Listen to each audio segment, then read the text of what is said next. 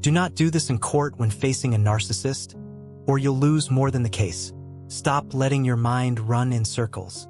Stop assuming logic exists in a situation built on emotional sabotage and psychological warfare. When you're dealing with a narcissist, especially in a courtroom, ordinary assumptions become traps. Psychologists emphasize that one of the greatest mistakes survivors make is believing the narcissist will behave as a reasonable human being. But narcissists don't operate from reason, ethics, or shared values. Their framework is chaos, domination, and control.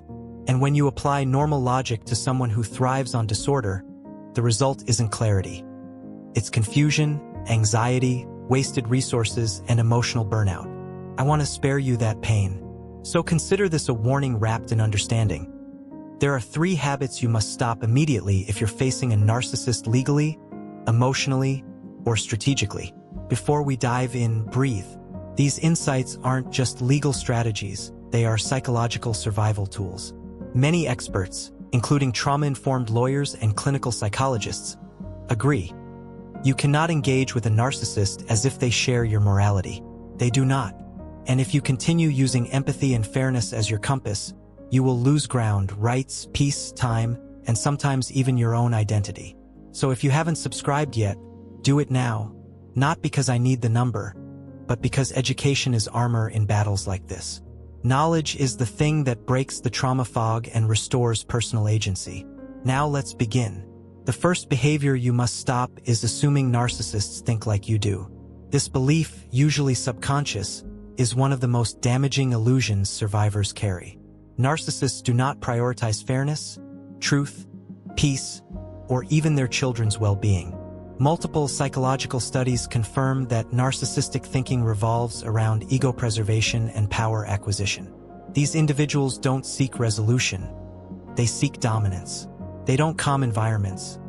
They ignite chaos because chaos gives them leverage. So when you wonder, why are they doing this? Why won't they just be reasonable? Why would a parent behave this way? You're projecting your capacity for compassion onto someone whose emotional development is stalled in entitlement and survival instinct. Most survivors spend months, even years, confused by the narcissist's behavior because they keep expecting eventual fairness, remorse, or maturity. It's common to think, if I act generously, they'll soften.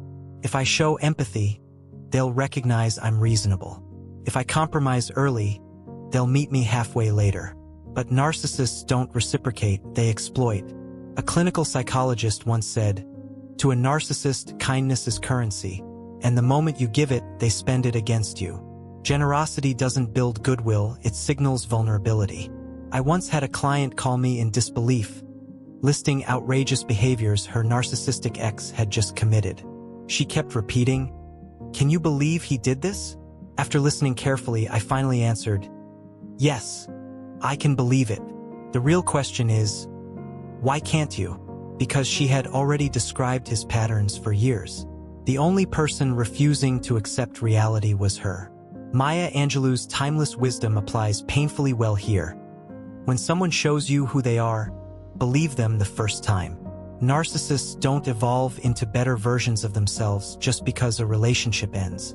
If anything, they become more manipulative during the discard and legal phases. Any momentary kindness, politeness, or decency isn't moral improvement.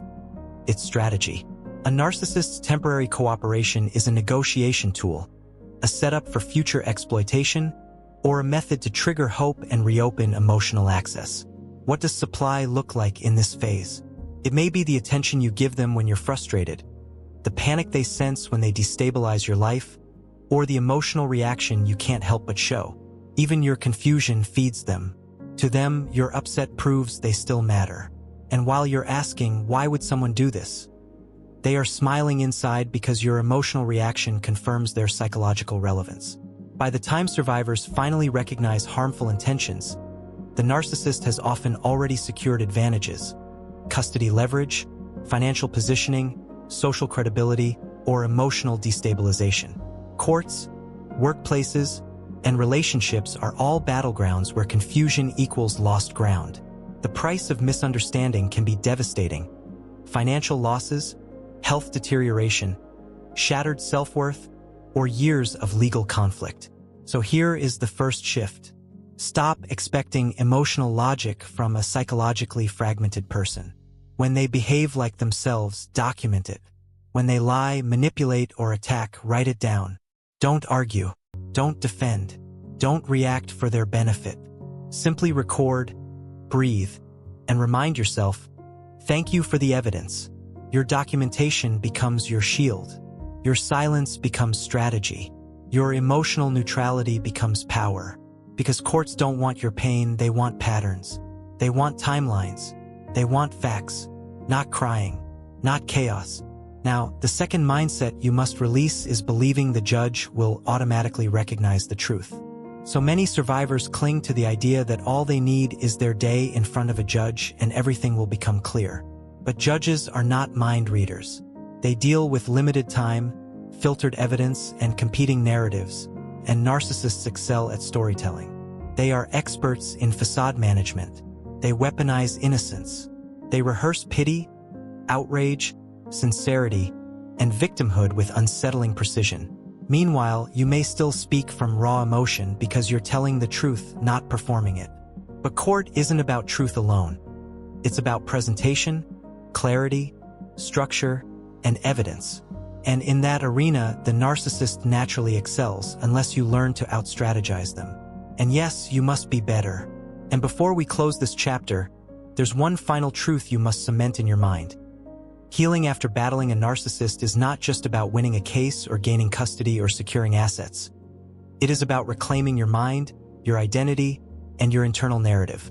Psychologists consistently emphasize that narcissistic abuse is one of the most psychologically destabilizing forms of emotional trauma because it forces the victim into chronic self-doubt, hypervigilance, and confusion about their own reality.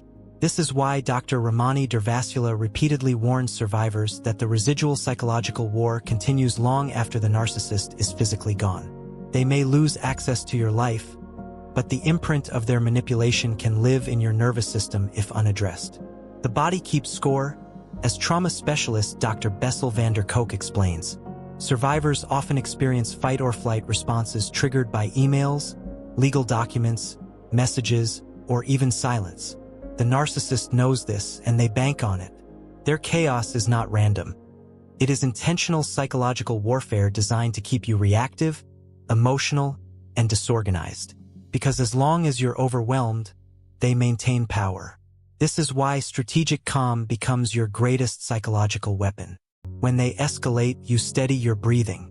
When they provoke, you respond only with documented facts. When they demand a reaction, you give them silence. Silence to a narcissist is not absence, it is power. It is the collapse of the control they once held. Psychologists call this shift the power reversal moment, the moment when the victim stops reacting emotionally and begins responding strategically.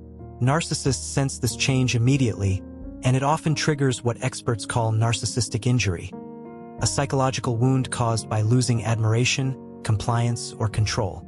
When this happens, expect two possible responses: a desperate love-bombing attempt to pull you back into the cycle, or an intensified smear campaign designed to punish you for escaping. Both reactions reveal the same truth. They are losing access to the supply you once provided. If you feel fear when that shift begins, you're not weak, you're human. Trauma therapists explain that your nervous system is still adjusting from survival mode to empowerment mode. Healing is not a straight line. It is a gradual reclaiming of emotional territory once occupied by manipulation. And with every boundary you set, whether it's documentation instead of arguments, silence instead of defense, or strategy instead of emotional response, your brain relearns safety. But perhaps the most profound transformation happens internally. Over time, the questions that once haunted you, why are they like this? Why don't they care? Why do they keep hurting me? Lose their power. Instead of trying to decode them, you begin to understand you were never dealing with a person who wanted peace. You were dealing with a person who needed chaos to feel relevant. And when that understanding sinks in, the psychological fog finally lifts. So as you move forward, whether you're in the middle of litigation, at the end of one, or just beginning the escape, remember this: narcissistic abuse is built on illusion, intimidation, and emotional chaos. Your recovery is built on clarity, strategy, and truth. The more you lean into reality, the weaker their illusions become. And one day, perhaps sooner than you think, you will look back and realize you didn't just survive a narcissist. You evolved into someone they can no longer manipulate, intimidate, or diminish. Someone who knows their worth. Someone who advocates for themselves with confidence. Someone who learned to separate who they are from how they were treated. So let this be your takeaway. You are not fighting to win against a narcissist. You are fighting to win yourself back. Your peace, your dignity, your rightful chapter of life where manipulation no longer sits at your table. And when that day comes, the day where the chaos no longer shakes you, that is the day you truly win. I'll see you in the next video. Until then, stay grounded, stay strategic, and remember, they only win if you surrender. And you, my friend, were not built to break, you were built to rise.